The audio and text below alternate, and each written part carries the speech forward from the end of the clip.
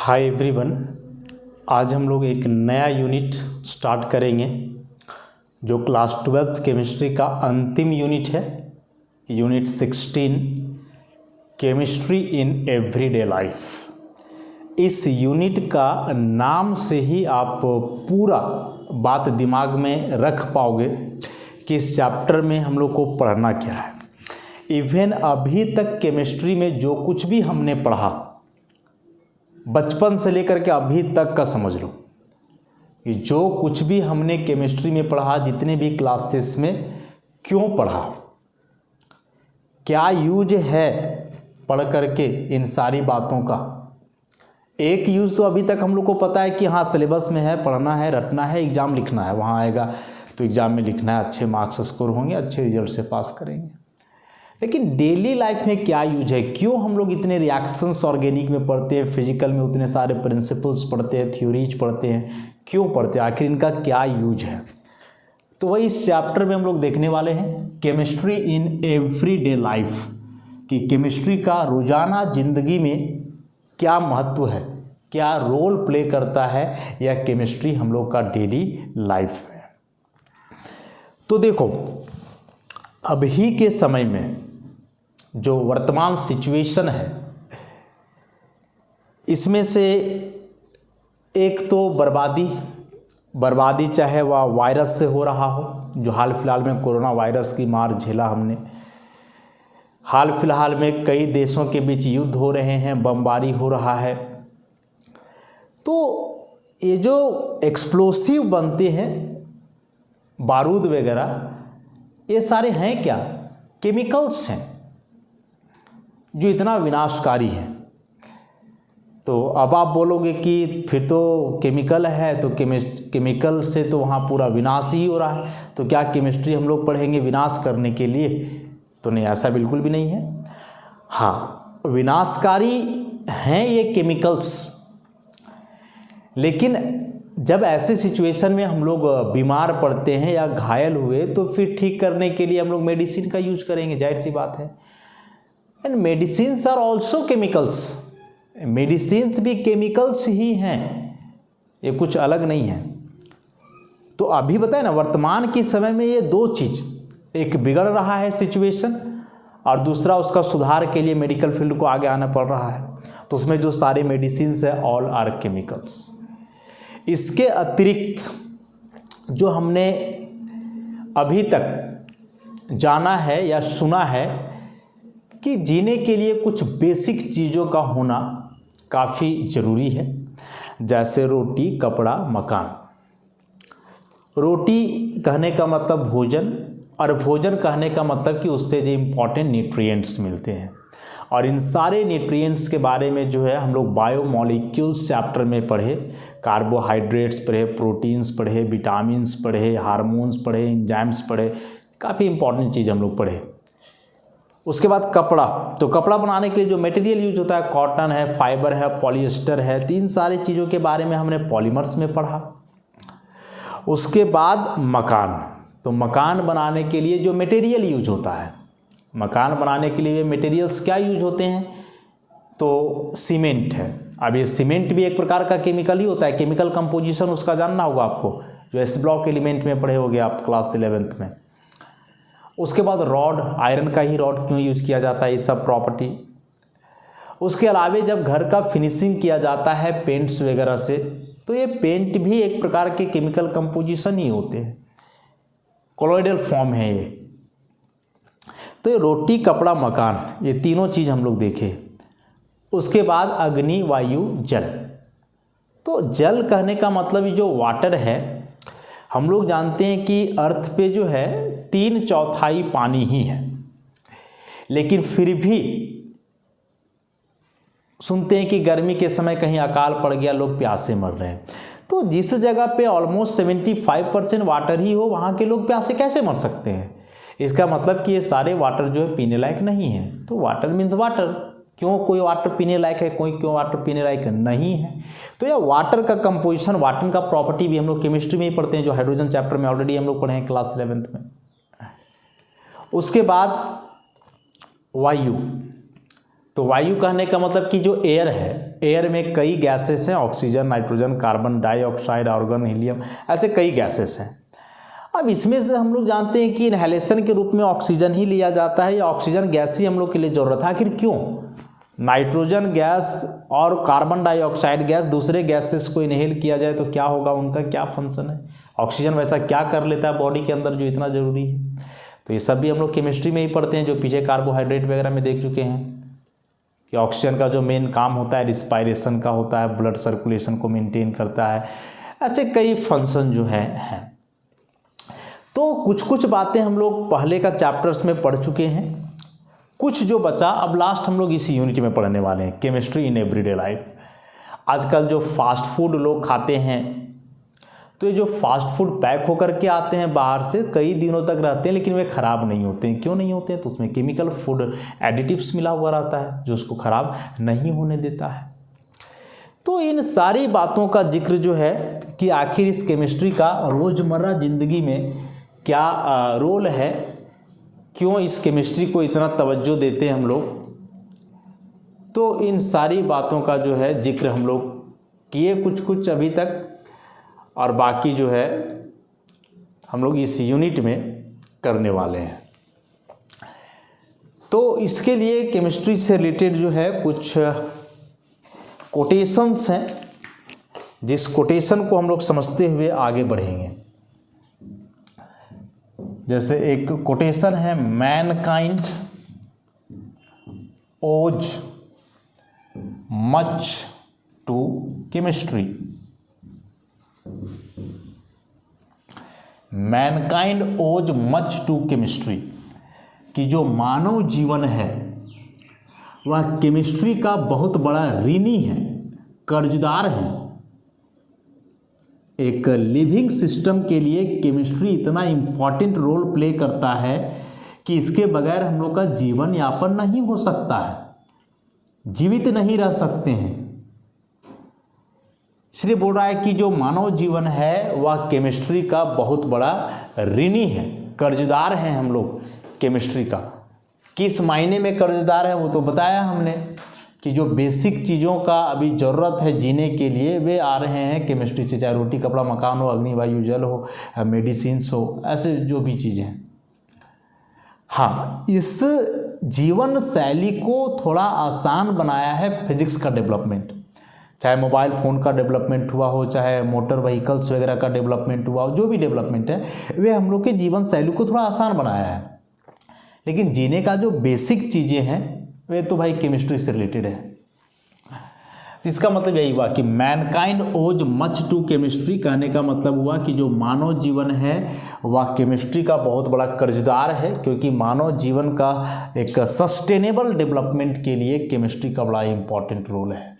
आप 2-4 दिन mobile phone नहीं चलाओ तो बहुत ज़्यादा प्रभाव नहीं पड़ेगा ज़िंदगी पे, लेकिन 2-4 दिन यदि आप खाना नहीं खाओ, 2-4 दिन आपके बॉडी को वे इंपॉर्टेंट न्यूट्रिएंट्स ना मिल पाएँ तो फिर आप कुछ भी नहीं कर पाओगे। इसलिए भाई ये काफ़ी इंपॉर्टेंट रोल जो है प्ले करता है केमिस्ट्री। ये सारे कोटेशन कुछ महान हस्तियों के द्वारा कहे गए हैं, उसी को कुछ लिखा गया नोट्स में ताकि केमिस्ट्री का इंपॉर्टेंस पता चले। नेक्स्ट एक कोटेशन है कि इट सीम्स दैट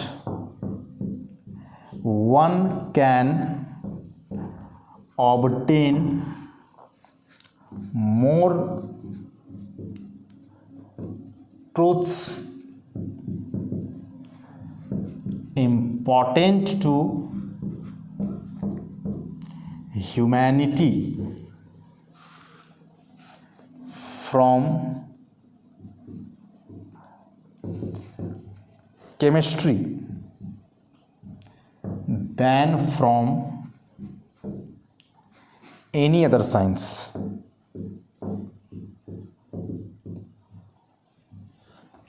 क्या इसका मतलब हुआ? यह प्रतीत होता है, आभास होता है कि एक सिस्टम, लिविंग सिस्टम, जितने भी साइंस हैं, फिजिक्स केमिस्ट्री बायोलॉजी, उसमें से मानवता के लिए जो सबसे ज़्यादा इम्पॉर्टेंट है वह क्या है? केमिस्ट्री है। जितने भी साइंस हैं उसमें से मानवता के लिए, मानव कल्याण के लिए जो सबसे महत्वपूर्ण है वह कौन सा साइंस है? तो केमिस्ट्री है। कैसे है? इसको बेसिक सा एग्जांपल से आप समझो। ठीक है, मोबाइल से काम आसान हुआ, व्हीकल्स बने, उससे भी काम बहुत आसान हुआ, सरल हो गया ज़िंदगी लोगों का। लेकिन मान के चलो मोबाइल फ़ोन बहुत ज़्यादा यूज कर रहे थे, हम लोग को पता है कि मोबाइल से एक्टिव रेडिएशंस निकलते जो कहीं ना कहीं जो है बैडली अफेक्ट करता है एक लिविंग सिस्टम को। तो मोबाइल फ़ोन डेवलपमेंट है फिजिक्स का। वैसे ही व्हीकल्स बने, वह भी डेवलपमेंट है फिजिक्स का। तो मोबाइल फ़ोन से काम हम लोग का बहुत आसान हो गया, लेकिन लगातार यूज़ से जो है हम लोग का हेल्थ पे भी प्रभाव पड़ रहा है। तो फिजिक्स वहाँ काम को आसान तो किया थोड़ा, लेकिन लगातार यूज़ से देख रहे हैं कि हम लोग को नुकसान भी पहुँच रहा है। अब जब आप लगातार मोबाइल फ़ोन का यूज़ से आप बैडली अफेक्टेड हुए हो, चाहे आपका मानसिक स्थिति बिगड़ गया हो या कुछ भी हुआ हो, तो आप क्या करोगे? इलाज के लिए जाओगे डॉक्टर के पास। डॉक्टर के पास मीन्स जो बायोलॉजी पढ़ा है। शुरू में आप फिजिकल साइंस देखे, उससे काम बिगड़ा तो आप गए बायोलॉजिकल साइंस के पास। अब जब डॉक्टर के पास आप जाते हो तो क्या डॉक्टर आपकी बीमारी को ठीक करता है? नहीं, डॉक्टर आपकी बीमारी को पहचानेगा, उसके उपचार के लिए कुछ दवाइयाँ लिखेगा।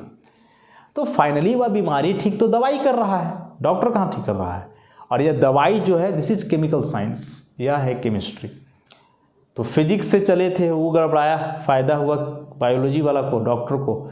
फिर ई जो है दवाई लिखा तो फ़ायदा हो गया किसको? केमिस्ट्री को हो गया। तो फाइनली तो आप केमिस्ट्री के पास ही पहुंच रहे हो निवारण के लिए उसका।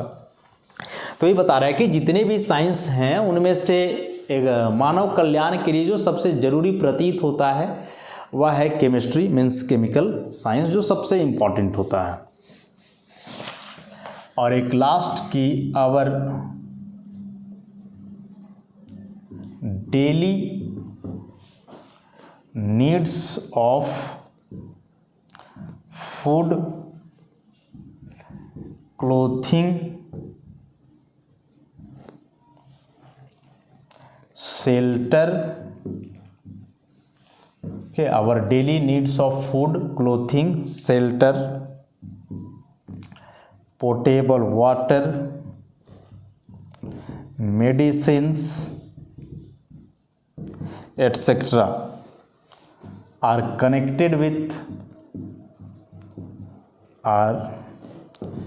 connected with chemical compounds, processes and principles.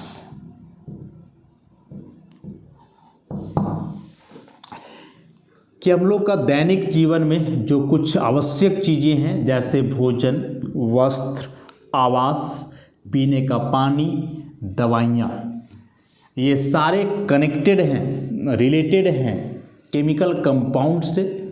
Chemical compounds का कुछ प्रोसेस होकर के जो अनदर चीज़ बनता है उससे, या फिर केमिस्ट्री के कुछ सिद्धांत से, केमिकल कंपाउंड्स के प्रिंसिपल्स। तो हम लोग का रोज़मर्रा ज़िंदगी में जो बहुत ही आवश्यक चीज़ें हैं, इसको तो शुरू में ही हम डील किए, चाहे वह रोटी हो, कपड़ा हो, मकान हो, जल हो, दवाइयाँ हो, ये सारे चीज़ें जो है कहीं ना कहीं डायरेक्टली और इनडायरेक्टली केमिस्ट्री से ही रिलेटेड है।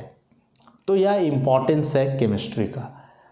पूरी बात को जो है हम बताए, और ऐसे कई महत्वपूर्ण कोटेशन कहे गए हैं केमिस्ट्री के संदर्भ में महान हस्तियों के द्वारा, जो बतलाता है कि केमिस्ट्री का क्या रोल है हम लोग का डेली लाइफ में।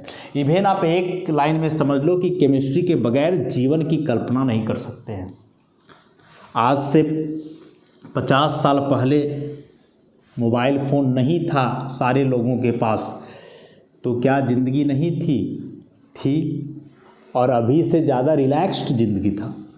अभी जो हौच-पौच का ज़िंदगी जी रहा है लोग, उसके तुलना में तो काफ़ी आसान सा और शांत सा ज़िंदगी था उस समय। लेकिन हाँ, आज से 1000 साल पहले भी लोगों को विटामिन्स, प्रोटीन्स, कार्बोहाइड्रेट्स का ज़रूरत हो रहा था। अभी भी हो रहा है। तो ये चीज़ें जो है शुरुआत से चली आ रही हैं, जो तब भी ज़रूरत थी अब भी। लेकिन मोबाइल फ़ोन बहुत पहले नहीं था तो लोग आराम से जीवन यापन कर रहे थे, अभी भी कर रहे हैं।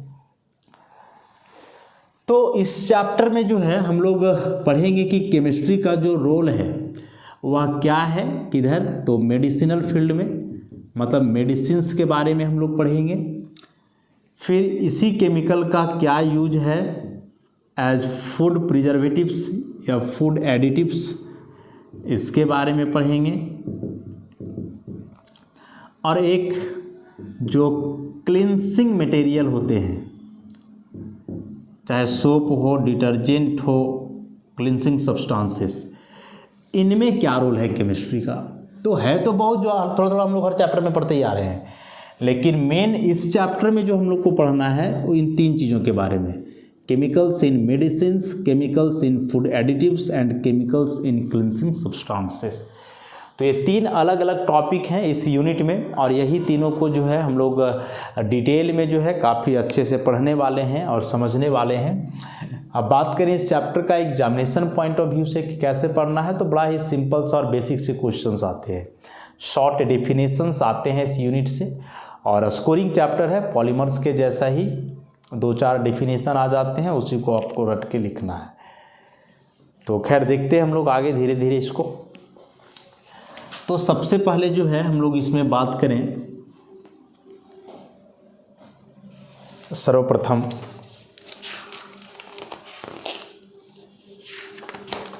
केमिकल्स इन फूड की, केमिकल्स इन मेडिसिन हम लोग जो है इसके बाद कंसीडर करेंगे।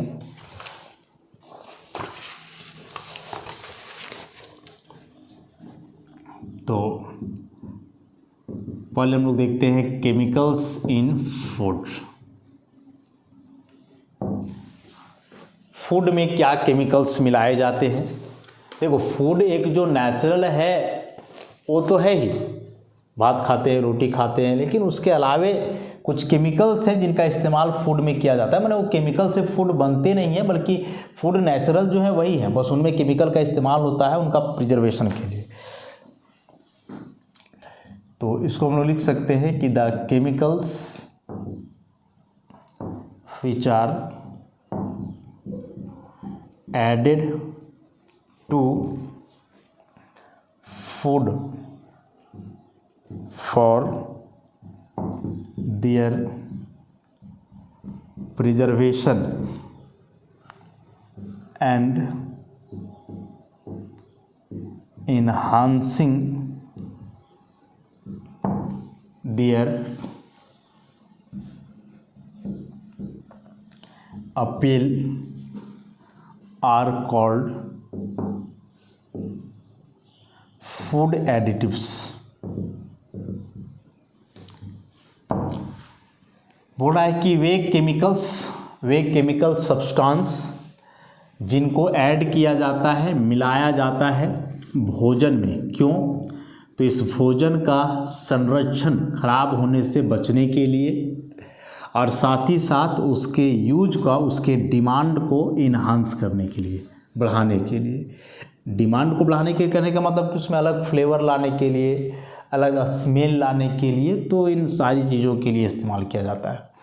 तो वे केमिकल जो बेसिकली भोजन में मिलाए जाते हैं भोजन को खराब होने से बचाने के लिए, और उसको लंबे समय तक वैसे ही बना करके रखने के लिए, ताकि उसका जो न्यूट्रिटिव वैल्यू है वह ख़त्म ना हो।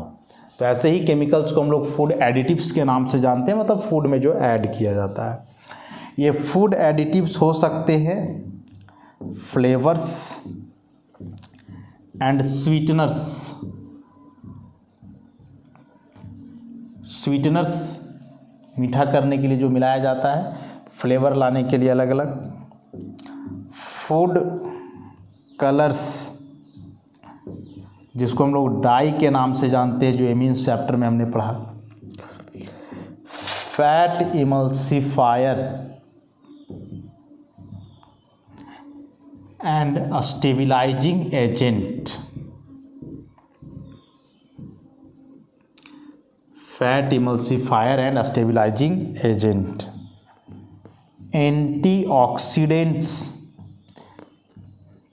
जो फैटी फूड होते हैं, पकवान वगैरह समझ लो बेसिकली, उनको ऑक्सीडेशन से बचाने के लिए जिस केमिकल का यूज होता है एंटीऑक्सीडेंट्स। उसके बाद डायरेक्ट प्रिजर्वेटिव्स हो सकते हैं जो उसको लंबे समय तक प्रिजर्व करके रखने के लिए इस्तेमाल किए जाते हों।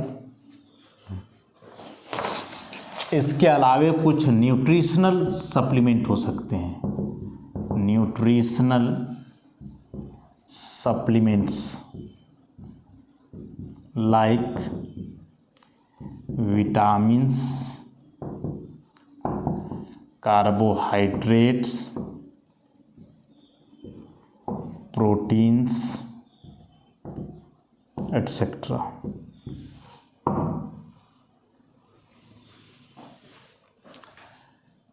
तो ये है फूड एडिटिव्स जो भोजन में मिलाए जाते हैं, और ये डायरेक्टली या इनडायरेक्टली कहीं ना कहीं सारे केमिकल्स हैं। चाहे कुछ स्पेशल फ्लेवर मिलाया गया हो, आइसक्रीम या केक बनाने के लिए स्वीटनर मिलाया जाता है उसके स्वाद को मीठा करने के लिए, कलर करने के लिए कुछ कलरिंग मटेरियल मिलाया जाता है जिसको डाई बोलते हैं हम लोग। तो ऐसे ये सारे टर्म्स हैं या ये सारे वे चीज़ें हैं जो डायरेक्टली या इनडायरेक्टली केमिकल्स ही होते हैं। अब इसी में से जो है हम लोग कुछ देखें कि एंटीऑक्सीडेंट क्या है, तो डाइज क्या है, फूड प्रिजर्वेटिव्स क्या है, इन चीज़ों को एक एक करके डील करें।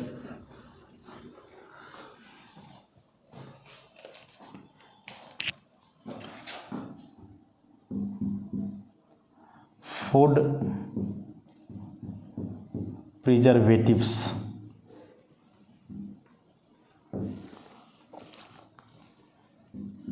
तो the chemical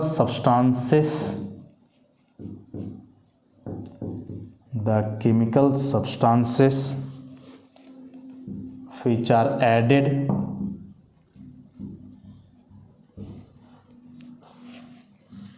to the food materials, the chemical substances which are added to the food materials to prevent their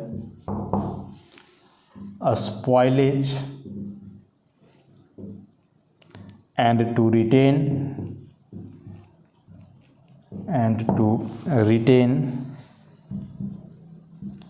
their nutritive value for long periods,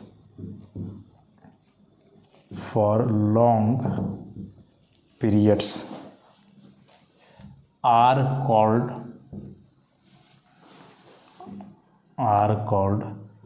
food preservatives।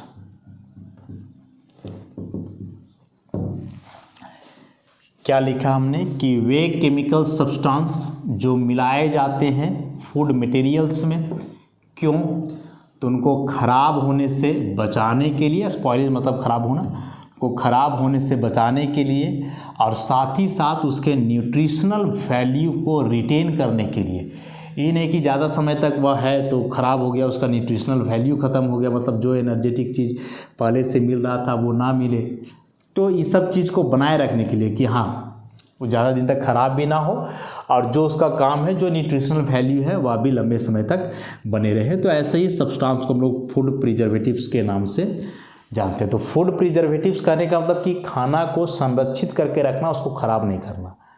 तो ख़राब नहीं करेगा तो एक तो मतलब सड़े गलेगा नहीं, और दूसरा कि जो भी उसका न्यूट्रिशनल वैल्यू है, जो उससे हम लोग को विटामिन प्रोटीन्स मिल रहे थे, वे अभी भी मिलेंगे, थोड़ा दिन बाद भी यूज करोगे फिर भी।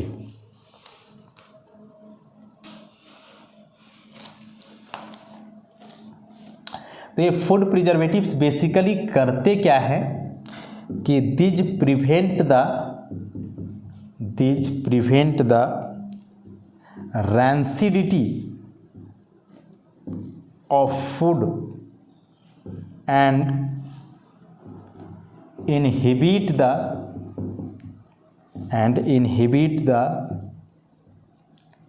growth or kill the microorganisms। कि ये जो फूड प्रिजर्वेटिव्स है ये बेसिकली करते क्या है कि भोजन का रैंसिडिटी को रोकते हैं। रैंसिडिटी कहने का मतलब कि भोजन वही खराब होना, यही समझ सकते हो। तो ये कैसे करते हैं ऐसे, तो जो माइक्रो ऑर्गेनिजम्स उस भोजन को खराब करते हैं, उसी माइक्रो ऑर्गेनिजम्स को वे केमिकल या तो मार देते हैं या तो उसके डेवलपमेंट को कम कर देते हैं। मतलब ये माइक्रो ऑर्गेनिजम्स अपना फंक्शन नहीं कर पाते हैं, तो वे भोजन फिर खराब नहीं करेंगे। समझ गए। तो फूड प्रिजर्वेटिव्स माने केमिकल जो फूड मटेरियल को खराब होने से रोके और लंबे समय तक उसके न्यूट्रिशनल वैल्यू को बना करके रखे। तो ये भोजन को खराब होने से कैसे रोकता है, तो जो माइक्रो ऑर्गेनिजम्स उस भोजन को खराब करते हैं, उस माइक्रो ऑर्गेनिजम्स को या तो वे मार देते हैं या फिर उसके ग्रोथ को रोक देते हैं, ताकि वे अपना एक्शन ना कर पाएँ और भोजन को जो है खराब ना करें। कुछ वैसे फूड्स हैं जिसका प्रिवेशन सॉल्ट, नमक मिला करके भी किया जाता है।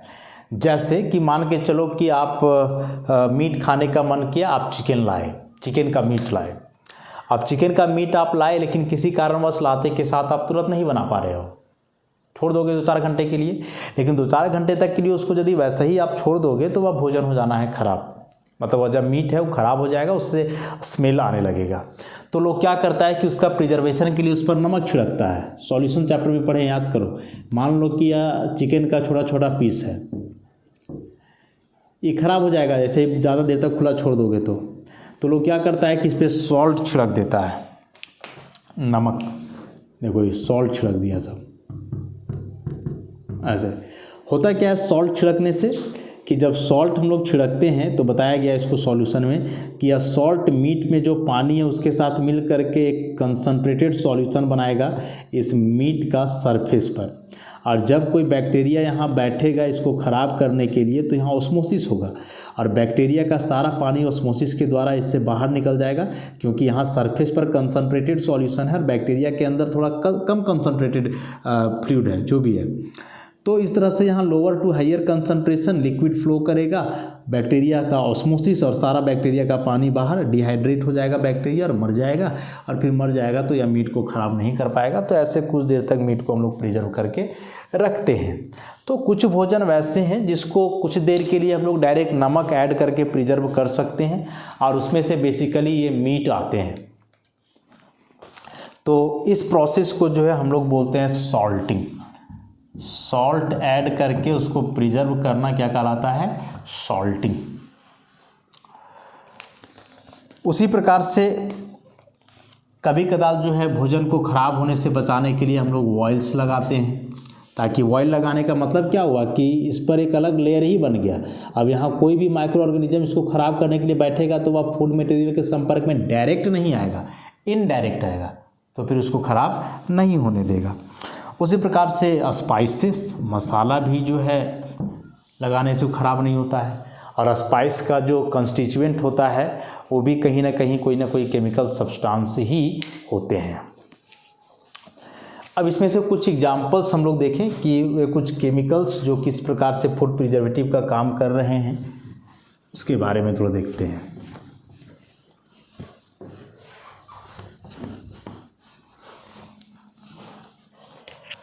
जैसे पूरा सोडियम मेटा बाइसल्फाइड्स Na2H2O5, इसका इस्तेमाल किया जाता है for preservation of jams, juices, pickles etcetera. उसी प्रकार से सोडियम बेंजोएट एक सिंपल सा कार्बोक्सिलिक एसिड का सॉल्ट है, sodium benzoate, this one sodium benzoate. इसका इस्तेमाल किया जाता है for the preservation of soft drinks,